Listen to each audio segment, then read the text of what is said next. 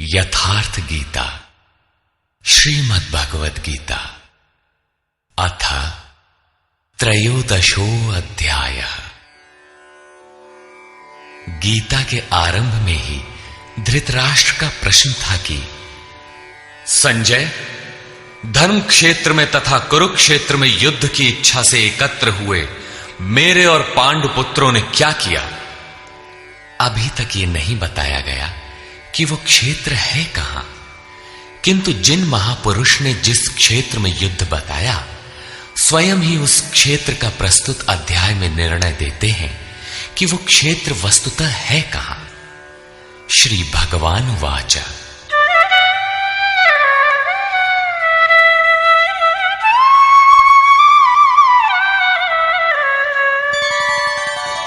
इदं शरीरं कौन्तेय क्षेत्रमित्यभिधीयते एतद्यो वेत्ति तं प्राहुः क्षेत्रज्ञ इति तद्विदः। कौन्तेय, ये शरीर ही एक क्षेत्र है और इसको जो भली प्रकार जानता है वो क्षेत्रज्ञ है। वो उसमें फंसा नहीं है बल्कि उसका संचालक है, ऐसा उस तत्व को विदित करने वाले महापुरुषों ने कहा है। शरीर तो एक ही है, उसमें धर्म क्षेत्र और कुरुक्षेत्र ये दो क्षेत्र कैसे? वस्तुतः इस एक ही शरीर के अंतराल में अंतःकरण की दो प्रवृत्तियां पुरातन हैं।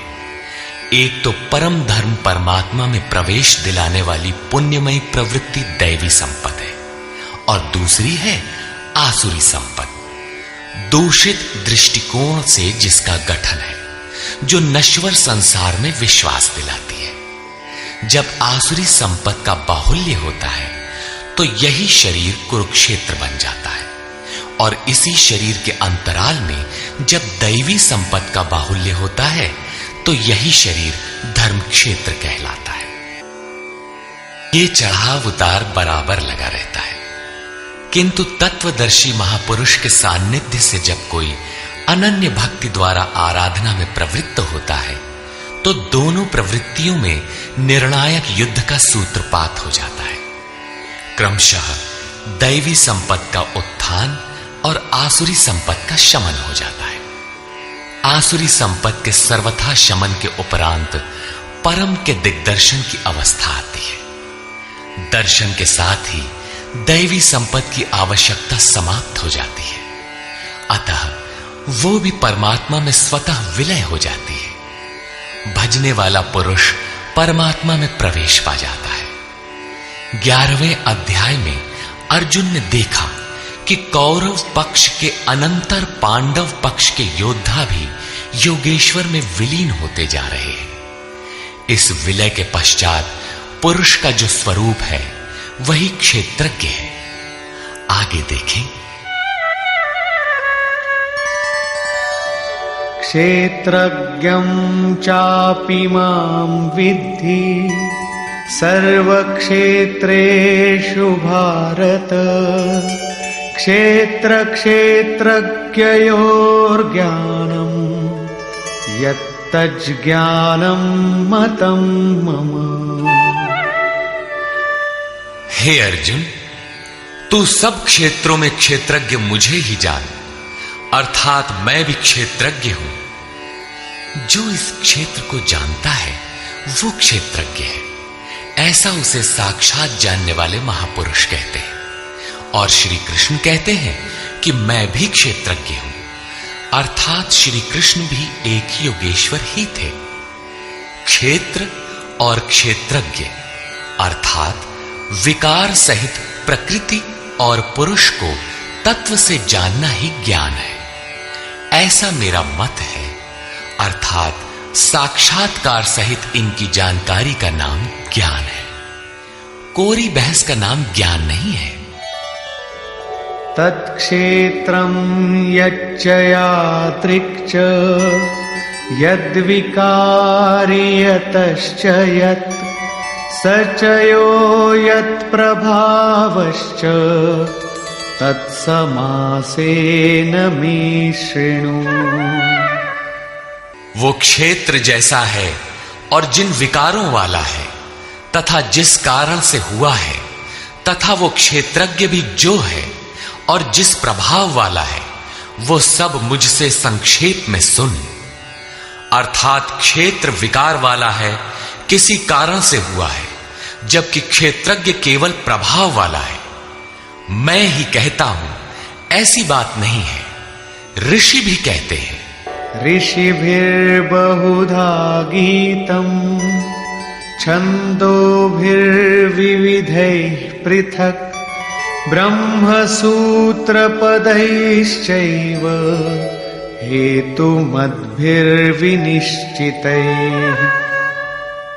ये क्षेत्र और क्षेत्रज्ञ का तत्व ऋषियों द्वारा बहुत प्रकार से गायन किया गया है तथा नाना प्रकार से वेदों की मंत्रणा द्वारा विभाजित करके भी कहा गया है तथा विशेष रूप से निश्चित किए हुए युक्ति युक्त ब्रह्म सूत्र के वाक्यों द्वारा भी वही कहा गया है। अर्थात वेदांत, महर्षि, ब्रह्म सूत्र और हम एक ही बात कहने जा रहे हैं। श्री कृष्ण वही कहते हैं जो इन सब ने कहा है। क्या शरीर अर्थात क्षेत्र इतना ही है जितना दिखाई देता है? इस पर कहते हैं,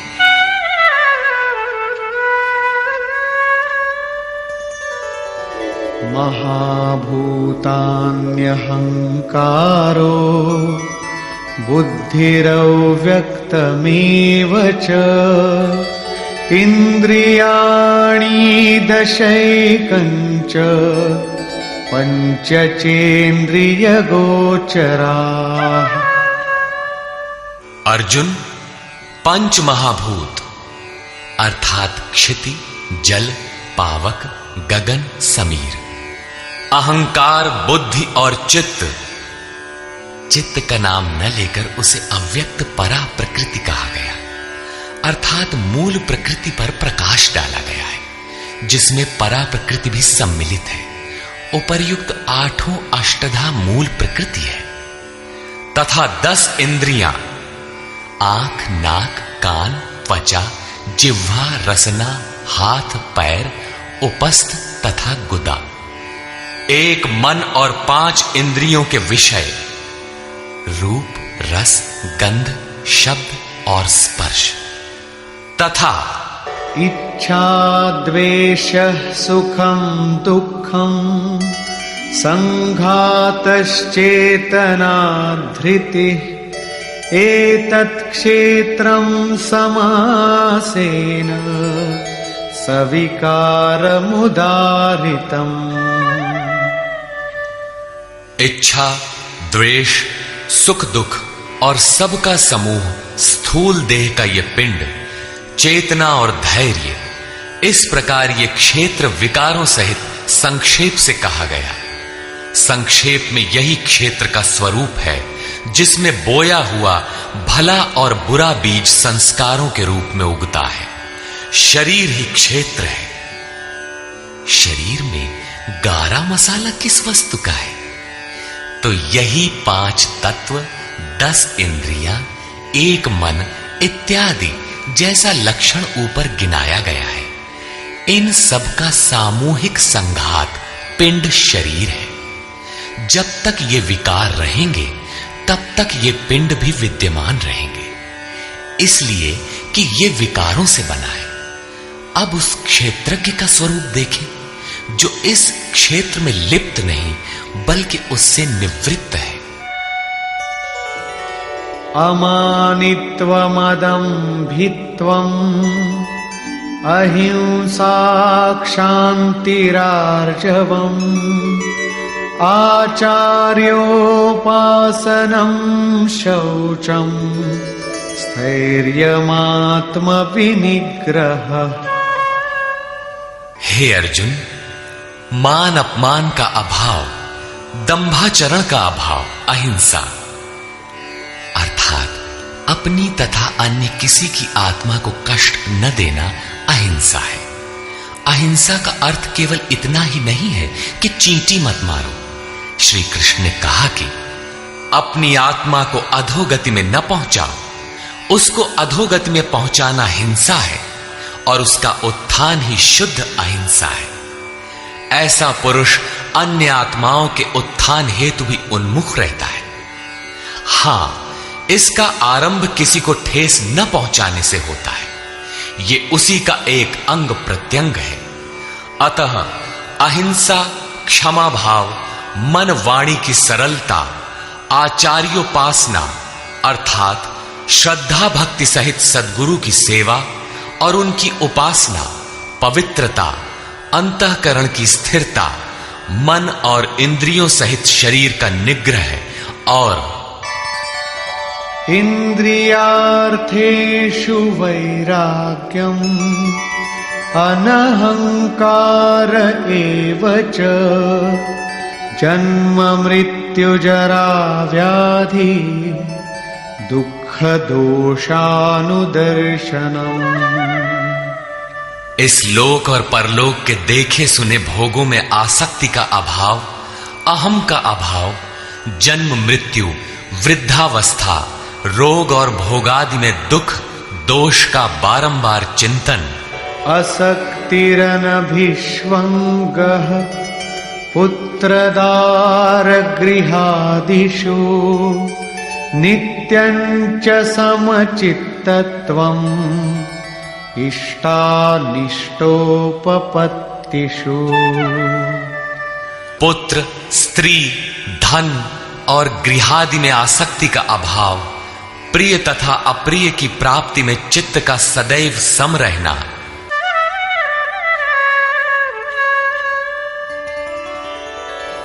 मयि चानन्ययोगेन भक्तिरव्यभिचारिणी विविक्तदेशसेवित्वम् अरतिर्जन संसदी।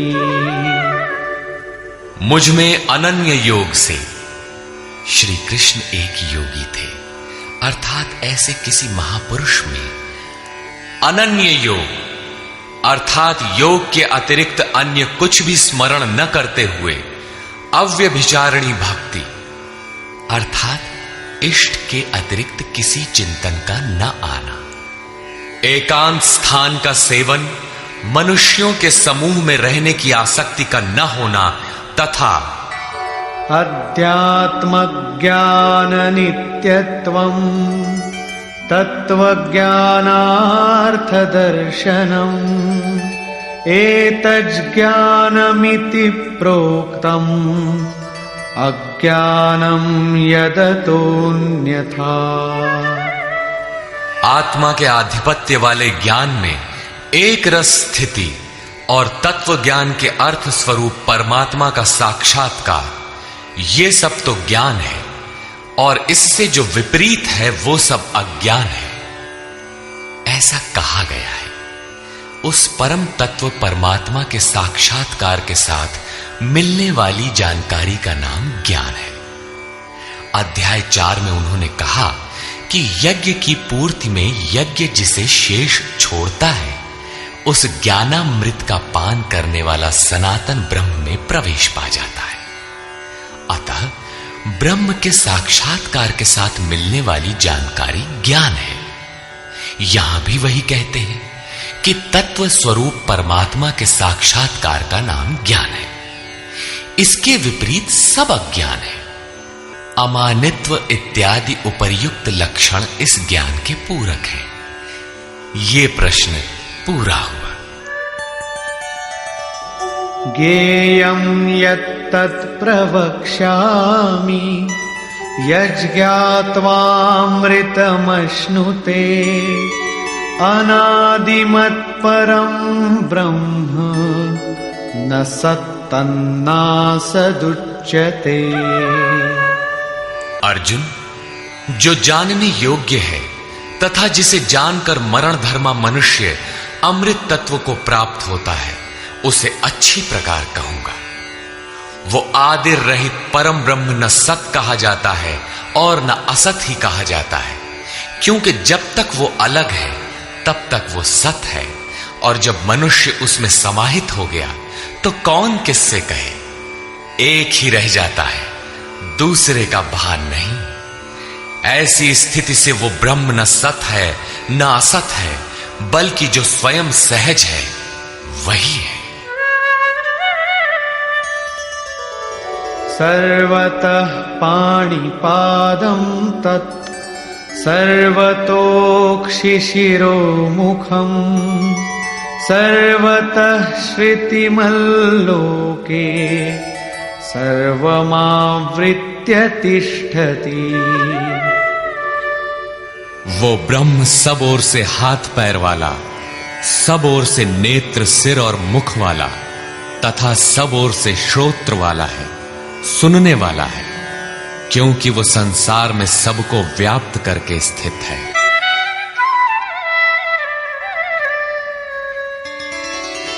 सर्वेन्द्रिय गुणाभासं सर्वेन्द्रिय विवर्जितम् असक्तं सर्वभृच्चैव निर्गुणं गुणभोक्तृ च। वो संपूर्ण इंद्रियों के विषयों को जानने वाला है, फिर भी सब इंद्रियों से रहित है।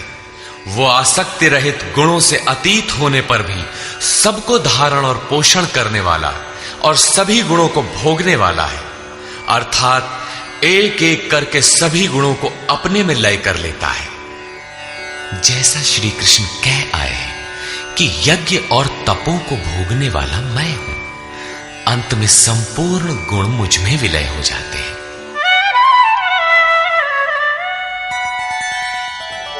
बहिरन्तश्च भूतानाम् अचरं चरमेव च सूक्ष्मत्वात् तदविज्ञेयम् दूरस्थं चान्तिके च तत्। वो ब्रह्म सभी जीवधारियों के बाहर भीतर परिपूर्ण है। चर और अचर रूप भी वही है। सूक्ष्म होने से वो दिखाई नहीं पड़ता, अविज्ञेय है, मन इंद्रियों से परे है तथा अति समीप और दूर भी वही है।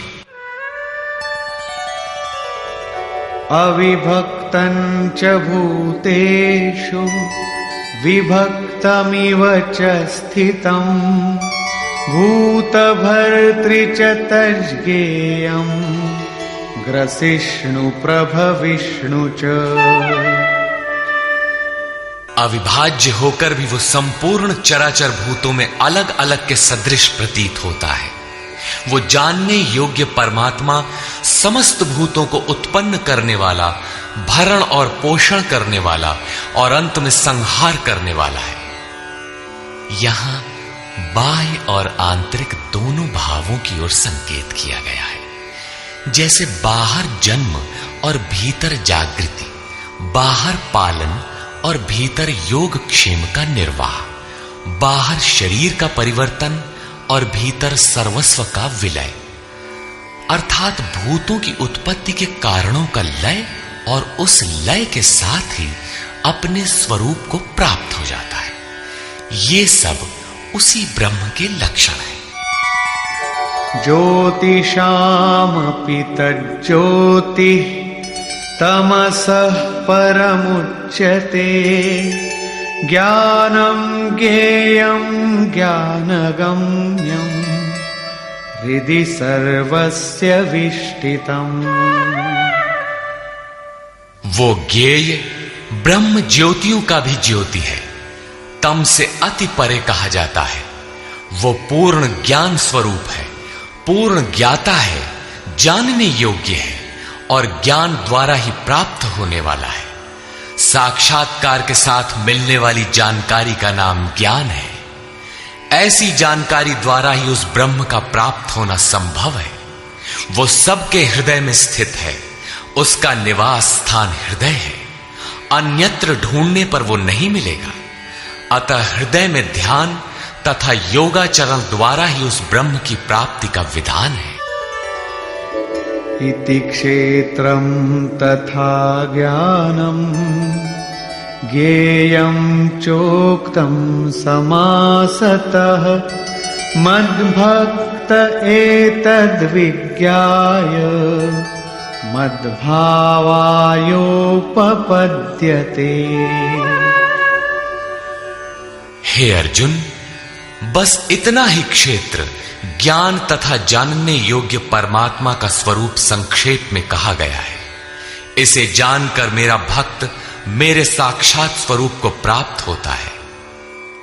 अभी तक योगेश्वर श्री कृष्ण ने जिसे क्षेत्र कहा था उसी को प्रकृति, और जिसे क्षेत्रज्ञ कहा था उसी को अब पुरुष शब्द से इंगित करते हैं।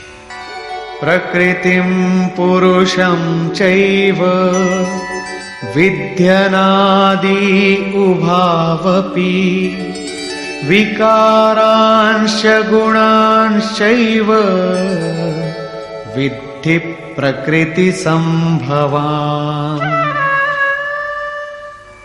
ये प्रकृति और पुरुष दोनों ही अनादि जान, ऐसा संपूर्ण विकार तथा त्रिगुण प्रकृति से ही उत्पन्न हुए जान।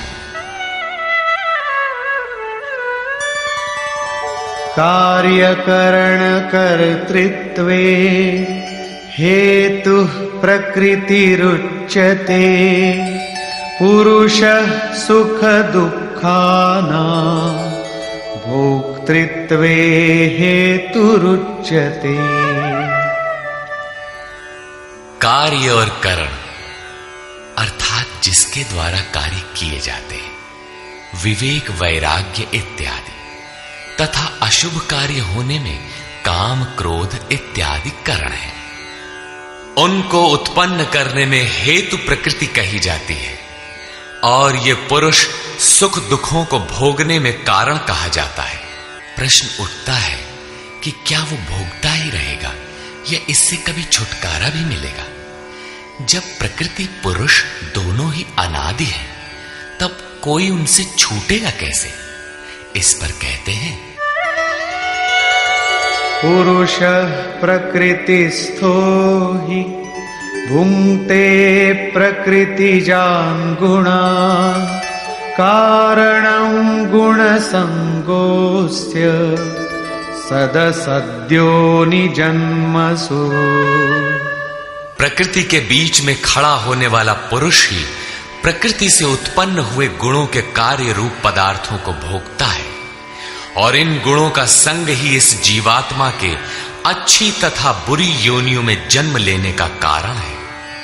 ये कारण अर्थात प्रकृति के गुणों का संग समाप्त होने पर ही जन्म मृत्यु से मुक्ति मिलती है। अब उस पुरुष पर प्रकाश डालते हैं कि वो किस प्रकार प्रकृति में खड़ा है। उपद्रष्टानुमन्ता च भर्ता भोक्ता महेश्वरः परमात्मेति चाप्युक्तो देहेऽस्मिन् पुरुषः परः। वो पुरुष उपद्रष्टा, हृदय देश में बहुत ही समीप, हाथ पांव मन जितना आपके समीप है उससे भी अधिक समीप दृष्टा के रूप में स्थित है। उसकी प्रकाश में आप भला करें बुरा करें उसे कोई प्रयोजन नहीं है। वो साक्षी के रूप में खड़ा है। साधना का सही क्रम पकड़ में आने पर पथिक कुछ ऊपर उठा, उसकी ओर बढ़ा तो दृष्टा पुरुष का क्रम बदल जाता है। वो अनुमंता अनुमति प्रदान करने लगता है, अनुभव देने लगता है। साधना द्वारा और समीप पहुंचने पर वही पुरुष भर्ता बनकर भरण पोषण करने लगता है, जिसमें आपके योग क्षेम की भी व्यवस्था कर देता है। साधना और सूक्ष्म होने पर वही भोक्ता हो जाता है। भोक्तारम यज्ञ तपसाम, यज्ञ तप जो कुछ भी बन पड़ता है सबको वो पुरुष ग्रहण करता है, और जब ग्रहण कर लेता है उसके बाद वाली अवस्था में महेश्वर महान ईश्वर के रूप में परिणत हो जाता है। वो प्रकृति का स्वामी बन जाता है, किंतु अभी कहीं प्रकृति जीवित है, तभी उसका मालिक है।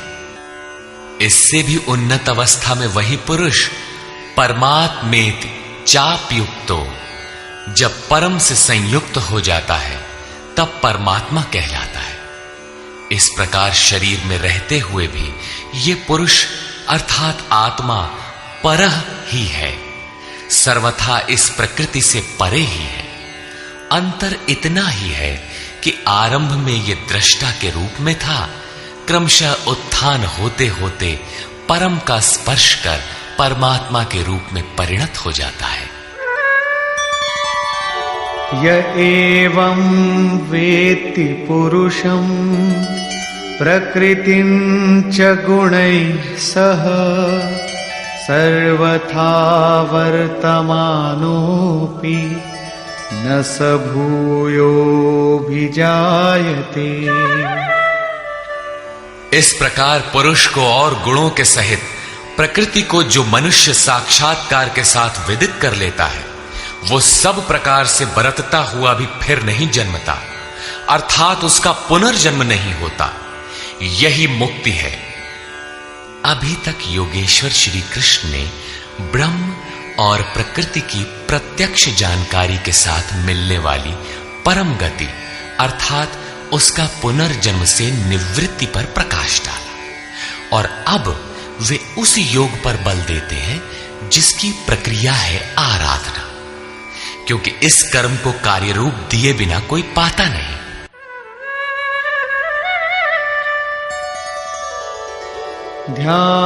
ध्यानेनात्मनि पश्यन्ति केचिदात्मानमात्मना अन्ये सांख्येन योगेन कर्मयोगेन चापरे।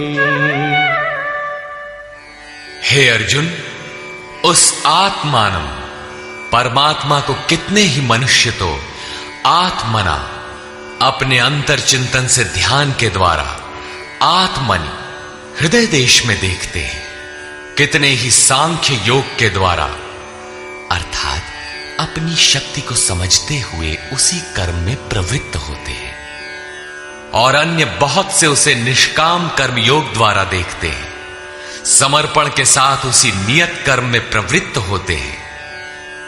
प्रस्तुत श्लोक में मुख्य साधन है ध्यान।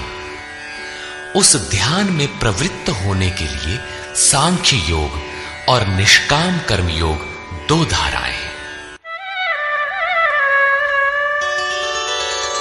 अन्ये त्वेवमजानन्तः श्रुत्वान्येभ्य उपासते तेऽपि चातितरन्त्येव मृत्युं श्रुतिपरायणा।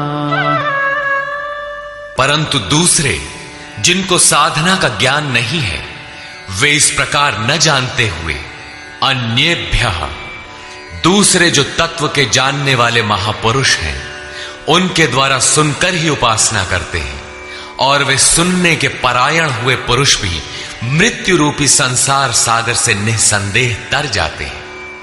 अतः कुछ भी पार न लगे तो सत्संग करें। यावत् संजायते किंचित सत्वं स्थावरजंगमम्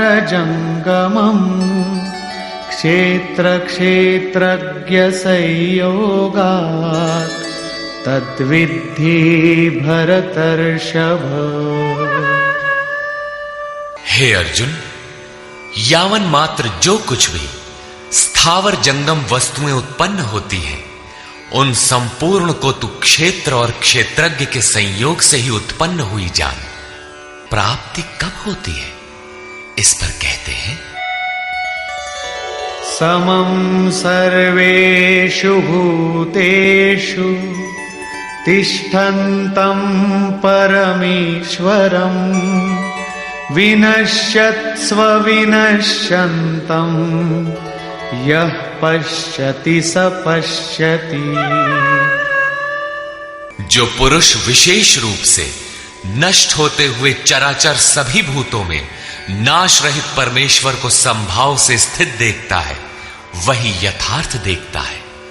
अर्थात उस प्रकृति के विशेष रूप से नष्ट होने पर ही वो परमात्म स्वरूप है, इससे पहले नहीं। इसी पर पीछे अध्याय 8 में भी कहा था, भूत भावोद्भव करो विसर्गः कर्म संज्ञितः। भूतों के वे भाव जो भले अथवा बुरे कुछ भी संस्कार संरचना करते हैं, उनका मिट जाना ही कर्मों की पराकाष्ठा है। उस समय कर्म पूर्ण है। वही यहां भी कहते हैं कि जो चराचर भूतों को नष्ट होते हुए और परमेश्वर को समभाव से स्थित देखता है, वही सही देखता है।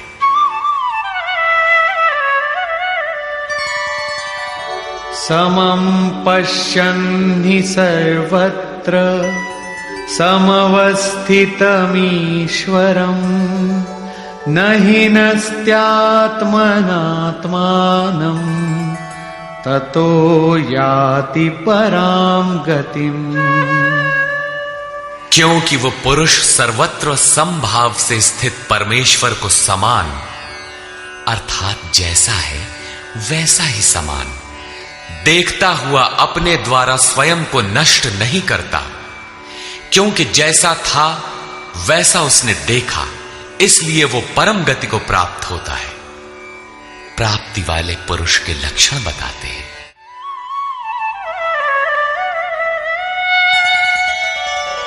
प्रकृत्यैव च कर्माणि क्रियमाणानि सर्वशः यः पश्यति तथात्मानम् अकर्तारं स पश्यति। जो पुरुष संपूर्ण कर्मों को सब प्रकार से प्रकृति द्वारा ही किया जाता देखता है, अर्थात जब तक प्रकृति है तभी तक कर्मों का होना देखता है, तथा आत्मा को अकर्ता देखता है, वही यथार्थ देखता है।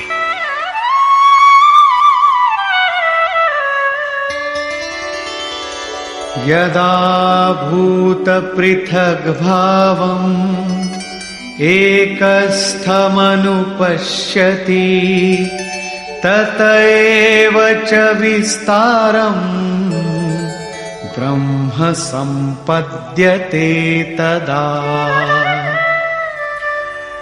जिस काल में मनुष्य भूतों के न्यारे न्यारे भावों में एक परमात्मा को प्रवाहित स्थित देखता है तथा उस परमात्मा से ही संपूर्ण भूतों का विस्तार देखता है, उस समय वो ब्रह्म को प्राप्त होता है। जिस क्षण ये अवस्था आ गई उसी क्षण वो ब्रह्म को प्राप्त होता है। ये लक्षण भी स्थित प्रज्ञ महापुरुष का ही है।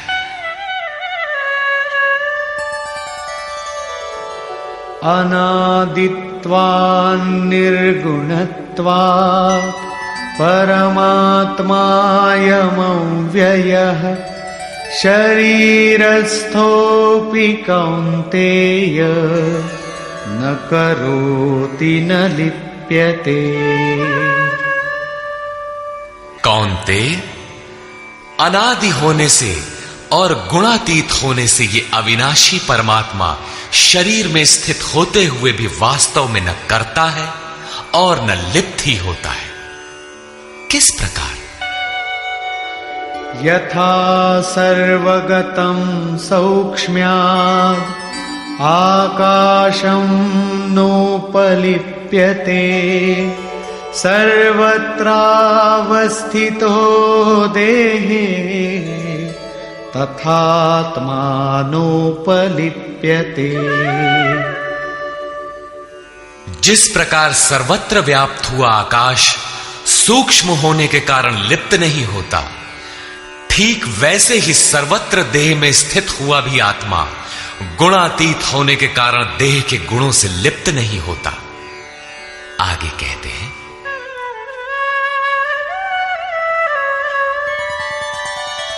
यथा प्रकाशयत्येकः कृत्स्नं लोकमिमं रविः क्षेत्रं क्षेत्री तथा कृत्स्नं प्रकाशयति भारत। अर्जुन, जिस प्रकार एक ही सूर्य संपूर्ण ब्रह्मांड को प्रकाशित करता है, उसी प्रकार एक ही आत्मा संपूर्ण क्षेत्र को प्रकाशित करता है।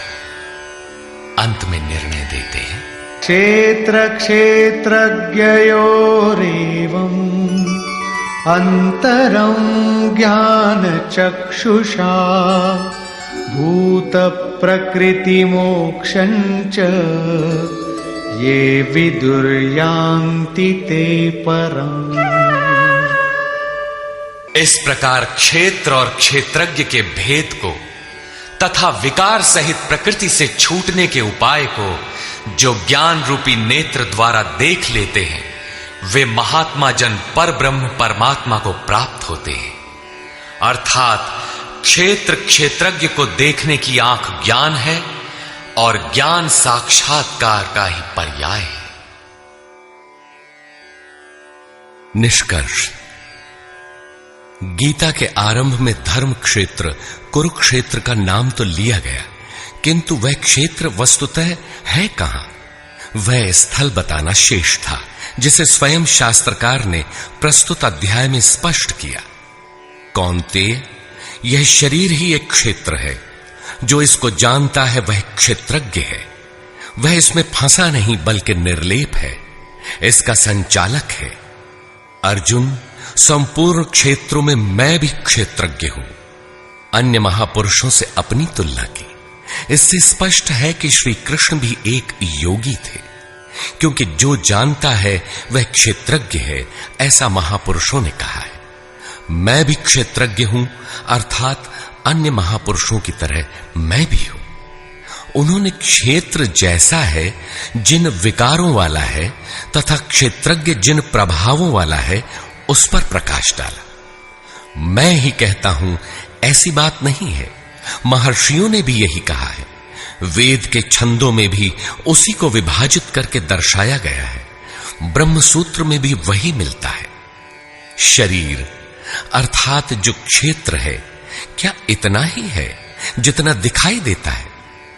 इसके होने के पीछे जिनका बहुत बड़ा हाथ है, उन्हें गिनाते हुए बताया कि अष्टधा मूल प्रकृति, अव्यक्त प्रकृति, 10 इंद्रियां और मन, इंद्रियों के 5 विषय, आशा, तृष्णा और वासना, इस प्रकार इन विकारों का सामूहिक मिश्रण यह शरीर है।